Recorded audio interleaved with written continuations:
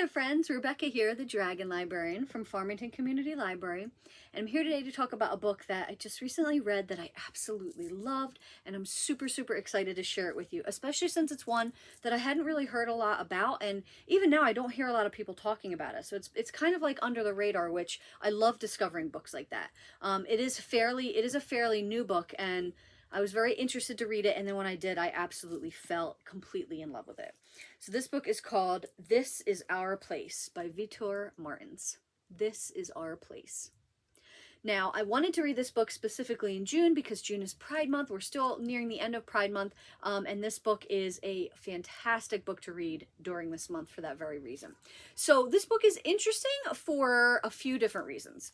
So the first reason is there's three main characters in this book, and they all live in different time periods, different decades. Okay, so we've got Anna, who is the first protagonist, and it's the year 2000. Okay, and you've got the second protagonist named Greg, it's 2010, and then the final protagonist, Vitor, who it's in 2020.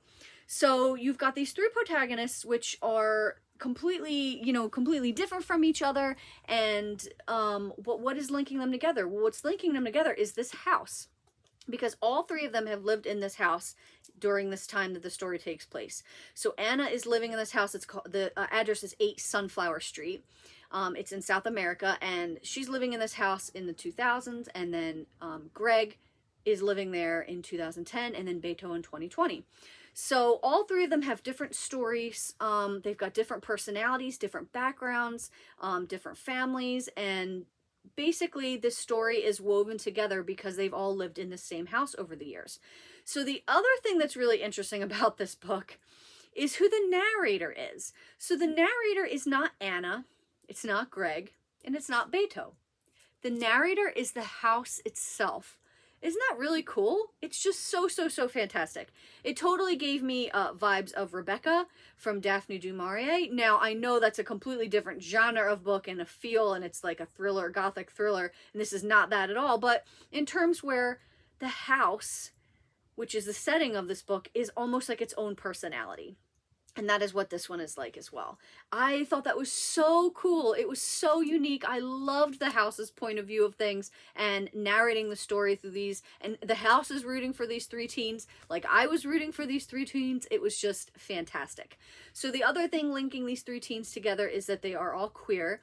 So you've got Anna living with her dad, and they're about to move, and she's just so devastated that she will have to leave her girlfriend. We've got Greg in 2010. He has just moved in with his aunt, who is running a video rental store in her garage, and she's got a dog named Keanu Reeves, which is super hilarious. And then you've got Beto, who is living with his mom and then his sister during the pandemic. So there's a lot going on in the story, but it's not very long. So, you learn just about as much as you need to from each of these characters. And then at the end, it's really cool because the narrative winds them all together in a way that I was not expecting, but was very cool. So this book, I really loved the aspect of it with these queer characters from different decades, dealing with a lot of the things that they had to deal with during those time periods. But one of the things I also really loved about this is that this is such a family story too.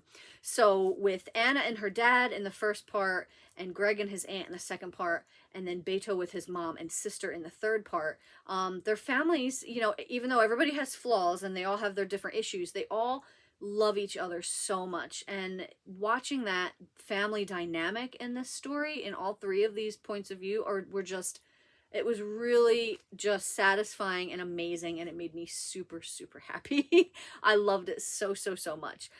If I had to pick a favorite storyline out of all three of them, I would have to say it's probably Greg's, because his aunt's video rental store that he ends up helping with in the story was just really cool. And of course the dog Keanu Reeves was just the most adorable dog ever, and I loved him. So basically this is just a coming of age story of these three characters. They're navigating their lives, navigating their loves, their crushes, their family lives, and like I said, watching them through the decades and how the story brings them all together. It's just a really unique Very cool story. You don't have to read it during June. You don't have to read it during Pride Month. I thought it was a perfect book to read during Pride Month, but it's really fantastic anytime. I really, really loved the unique point of view of the house being the one to actually narrate the story. That was just the coolest thing ever. So if you're looking for a unique story that's really just a feel-good slice of life story, if you need a good pick-me-up, if you need to feel better about the world, this book is sort of like a nice warm hug, and I highly recommend it. This is Our Place. Well, that's what we've got for you guys today. I hope that this book sounds really interesting and awesome and that you want to read it. If so, please feel free to check it out from Farmington Community Library. And also, please give this video a like. Thank you so much for watching, friends, and have a wonderful rest of the day.